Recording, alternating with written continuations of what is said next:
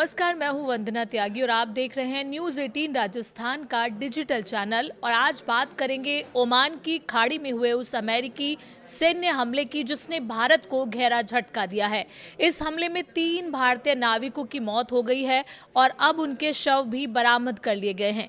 लेकिन इस घटना को समझने के लिए पहले चलते हैं थोड़ा पीछे। करीब 2 दिन पहले ओमान के तट के पास एक दूसरे तेल टैंकर मैरीवेक्स पर भी अमेरिकी सेना ने कार्रवाई की थी। उस जहाज पर मौजूद 24 भारतीय नाविकों को ओमान की सेना ने सुरक्षित बचा लिया था। इसके बाद बुधवार को पलाऊ के झंडे वाले एक और तेल टैंकर सेटे बेलो को अमेरिकी सेना ने निशाना बनाया। अमेरिका का दावा है कि ये जहाज ईरान से तेल लेकर जा रहा था और उसने उसकी नाकेबंदी का उल्लंघन किया था। अमेरिकी सेना के मुताबिक कई बार चेतावनी देने के बाद भी जहाज नहीं रुका, इसलिए उसके इंजन पर सटीक मिसाइल से हमला किया गया। अब वर्तमान स्थिति की बात करें तो हमले के बाद जहाज पर मौजूद 3 भारतीय नाविक लापता हो गए थे। अब केंद्रीय मंत्री सर्बानंद सोनोवाल ने जानकारी दी है कि तीनों के शव बरामद कर लिए गए हैं और उनकी पहचान भी हो चुकी है। मृतकों में deck cadet Aditya Sharma, engine fitter Shivanand Chaurasia और चीफ इंजीनियर पटनाला सुरेश शामिल है। वहीं जहाज पर मौजूद बाकी 21 भारतीय नाविकों को सुरक्षित बचा लिया गया है। भारत ने कड़ा विरोध जताया है इस घटना पर।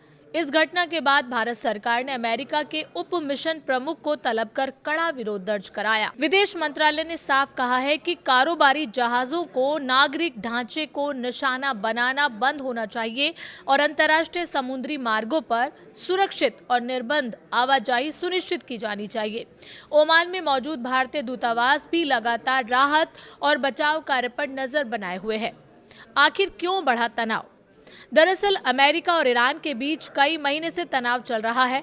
13 अप्रैल से अमेरिका ने ईरानी बंदरगाहों की नाकेबंदी शुरू की थी। इससे पहले ईरान ने होर्मुज स्ट्रेट से गुजरने वाले जहाजों पर नियंत्रण कड़ा कर दिया था।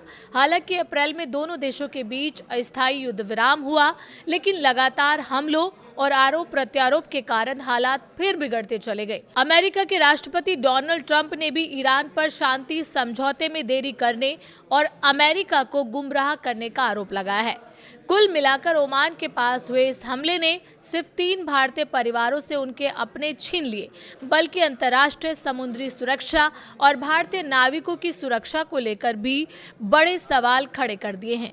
अब सबकी नजर इस बात पर है कि भारत और अमेरिका के बीच इस मुद्दे पर आगे क्या बातचीत होती है और खाड़ी क्षेत्र में बढ़ता तनाव कब कम होगा।